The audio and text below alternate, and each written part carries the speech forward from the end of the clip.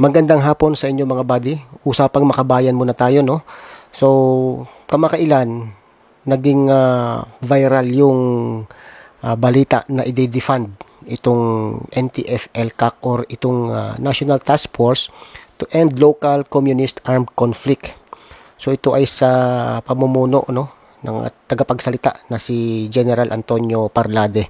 Isang napakagiting at isang mandirigma na sundalo na patuloy na nakikipaglaban para sa ating inang bayan. Kung dati ay armas ang hawak ni General Antonio Parlade, ngayon ang hawak niya ay yung kanyang mga binibitiwang salita. Yung mga salita na tumatagos kung sino man yung gusto niyang patamaan ito. At dahil nga dito, maraming mga senador ang karoon ng negatibong reaksyon sa kanyang sinabi na nung binasa ko naman mga buddy, hindi naman talaga niya sinabi na na stupido itong mga senador na to eh. Mamaya pag-uusapan natin yan, no. Kasi alam nyo, itong si General Antonio Parlade, humahanga ako sa taong ito. Ako ay nasa serbisyo pa lang noon naririnig ko na ang pangalan niya. Isang napakagaling na opisyal, isang napakagaling na leader sa kanyang mga tauhan. At kaya ganoon na lamang yung suporta ko sa kanyang ipinaglalaban sa NTF-ELCAC kasi napakaraming accomplishment ng NTF-ELCAC. Napakaraming nagawa ng mga ito para mabago ang buhay ng mga nagbalik loob na mga rebelde, mga kalaban ng gobyerno. Kaya nga nagtataka ako bakit itong mga senador na ito, nababanggitin natin mamaya ang kanilang mga pangalan, yung mga gustong alisan ng budget ang NTF-ELCAC. Sa totoo lang, hindi naman napupunta kay General Parlade or kay Yusek Badoy itong pera ng NTF-ELCAC, kundi ito ay napupunta sa mga programa na kanilang ginagawa sa mga barangay, sa mga area na kung saan ay dati ay nasasakupan nitong mga armadong grupo na to, nitong mga rebelde, nitong mga komunista. Buhat na umupo si Pangulong Duterte, ilan na bang libo ang nagsibabaan mula sa bundok? Ilan na bang mga anak ang nakasama muli ang kanilang mga ama dahil sa mga ginawa ng gobyerno? Dahil nga nakita nila yung sinseridad ng pamumuno ni Pangulong Duterte na tulungan na makabawi, tulungan na magkaroon ng panibagong buhay itong mga rebelde na naligaw ng landas, na sila ay nalinlang lamang ng maling prinsipyo na ipinaglalaban itong mga komunista na to. Ano ba yung sinabi ni General Antonio Parlade? Bago natin banggitin yung kanyang sinasabi na statement, no? As a soldier, am I not entitled to call them for what they are? Do they deserve to be addressed honorable? Is calling one otherwise an attack to the institutions? There is no backing down, but I need your support. Salamat po. Yan ang sinabi ni Lieutenant General Antonio Parlade Jr. At ako po ay sumusuporta sa kanyang adhikain at alam kong napakaraming Pilipino ang sa kanya kumakampi, sa kanya sumusuporta. So itong issue na to, sinabi dito kasi ni General Antonio Parlade, those senators are stupid if they will. Sa Tagalog, sila ay gago kung tatanggalin nila ang pondo ng NTF-ELCAC. That's before the fact. There is a qualifier and that's what they missed because they simply relied on what Inquirer published as headline. Yan po ang sama sa ating mga mainstream media. Dito sa mga Inquirer, sa Rappler, tinutwist nila yung istorya. Kapag nagsalita ka ng ganitong word, pag ibinalita nila, iba na yung magiging kahulugan yan. Ganun po yung nangyari dito sa statement na ito ni General Antonio Parlade. Mabalik tayo. This is what we've been saying. Your media friends slants our statements and some people are so gullible to believe everything they read in the news. Ayan na. Ito yung mga senador ngayon na pumirma. 15 ito. Kasama dito si Senate Minority Leader Franklin Drilon. Unang-una, si Vicente Soto III, Senate President.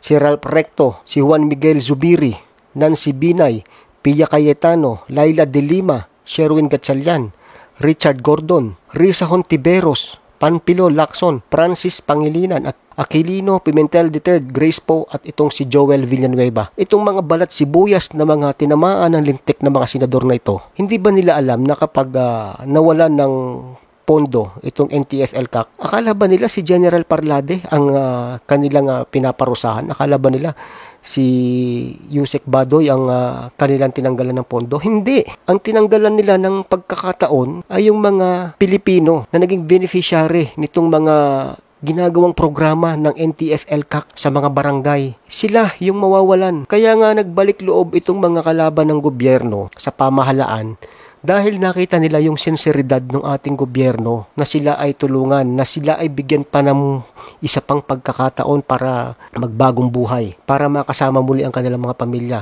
Nagtitiis sila sa bundok, nagtitiis sila sa gutom, sa lamig ng panahon, sa kagat ng lamok, dahil nalinlang sila ng maling prinsipyo nitong si Joma Sison. Kaya nga itong 15 ito, sana nag-isip-isip itong mga to, no? Masyado silang balit sibuyas.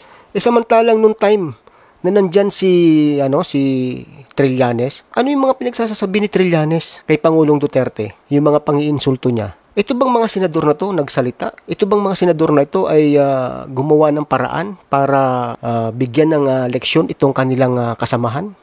Wala. Pero kapag kontra sa kanila, yan na. Tapos sasabihin na i-defund nila ang NTF-ELCAC. Anong klaseng pag-iisip ng mga senador na to? Ating iniluklok sa pwesto itong mga to para tulungan ang ating sambayanan, para wag ilubog. Pero sa ginagawa ng mga ito, kung i-defund man nila ang NTF-ELCAC, ang magsasakripisyo lang ay ang mga maliliit na kababayan natin na naging beneficiary nga ng mga programa nitong ating NTF-ELCAC. So sino naman yung mga senador na tumututol? So the senators who did not sign resolution censuring NTF-ELCAC spokesperson Lieutenant General Antonio Parlade Jr. Ito, banggitin natin to mga magigiting na senador. Si Sani Angara, si Bato de la Rosa, si Bongo, Lito Lapid, Amy Marcos, Manny Pacquiao, Bong Revilla, Francis Tolentino, Cynthia Villar. Itong mga senador na to ang totoong naglilingkod sa ating bayan. Itong mga senador na to ang talagang nakakaunawa ng totoong programa, totoong ginagawa ng NTF-ELCAC. Kaya bilib ako sa mga senador na to. Anong sinabi ni Senator Bato de la Rosa? Hindi po tama, para sa akin ay wrong move yan, yung defunding. Dahil dapat i-separate natin yung personality ni General Parlade bilang isang anti-communist at yung National Task Force ELCAC bilang isang ahensya ng gobyerno na very effective in gaining grounds against the CPP, NPA, NDF. Tama si Senator Bato. Kasi itong si Senator Bato, naranasan niya na makipaglaban sa insurgency. Naranasan niya na magutom sa bundok. Naranasan niya na mag-lead ng tao. Naranasan niya na kaharapin ang kamatayan para sa bayan. Pero itong mga tinamaan na lintik na mga senador na ito, itong 15 na to, sino lang ba dyan yung mga sasabihin mo na naranasan yung mga naranasan itong si Senator Bato? Sina Franklin Drilon, ay natutulog lang naman yan pag sa Senado, di ba? Itong si Pampilo Lacson, napakagiting na general ng pulisya.